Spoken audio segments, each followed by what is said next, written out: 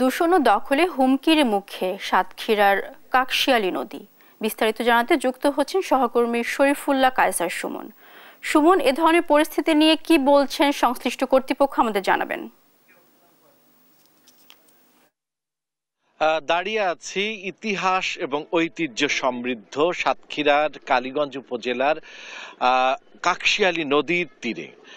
কাকশিয়ালী নদীটি হচ্ছে এই নদী এত প্রবাহমান যে এই নদী থেকেই কিন্তু এই যে সাতক্ষীরা এবং বাংলাদেশের যে একমাত্র নৌবন্দর ছিল বসন্তপুর নৌবন্দর, সেই যাতায়াত পথটি ছিল এই নদী থেকেই।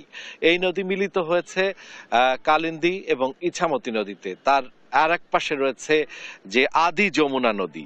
কিন্তু সেই ঐতিহাসিক ঐতিহ্যবাহী নদীটি দূষণ এবং দখলে আজকে আস্তে আস্তে ক্ষতিগ্রস্ত হয়ে যাচ্ছে এবং নষ্ট হচ্ছে মূল পরিবেশ নষ্ট হচ্ছে এবং একই সাথে এই দখল দূষণে এই নদীর প্রাণ হারাতে বসেছে।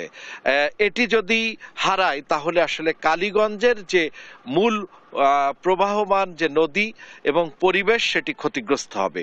এ বিষয়ে আসলে এখানে নাগরিকরা, যারা পরিবেশবাদী নাগরিকরা এখানে উপস্থিত আছেন, তারা আসলে কি বলছেন আমরা একটু তাদের কাছাকাছি যাওয়ার চেষ্টা করছি।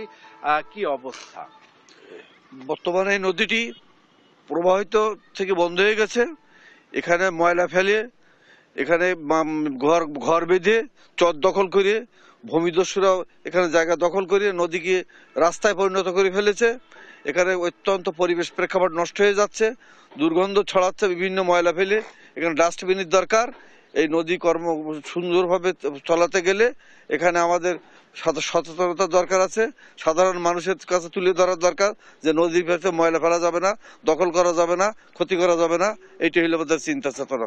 হ্যাঁ, যেমনটি শুনছিলাম যে এই নদী এই অঞ্চলের প্রাণ এবং এই অঞ্চলকে ঘিরেই এখানে নাজিমগঞ্জ ঐতিহাসিক যে বড় কাপড়ের বাজার সহ এই অঞ্চলটি অর্থনৈতিকভাবে সমৃদ্ধ হয়েছে, সেটি দখল দূষণভাবে নষ্ট করা যাবে না। এটাই নাগরিক নেতৃবৃন্দের স্পষ্ট বক্তব্য। আমরা প্রশাসনের সাথে কথা বলেছি, তারা বলেছে দ্রুতই এটি রক্ষার জন্য যে উদ্যোগ নেওয়া দরকার তাই নেওয়া হবে। এই ছিল সর্বশেষ।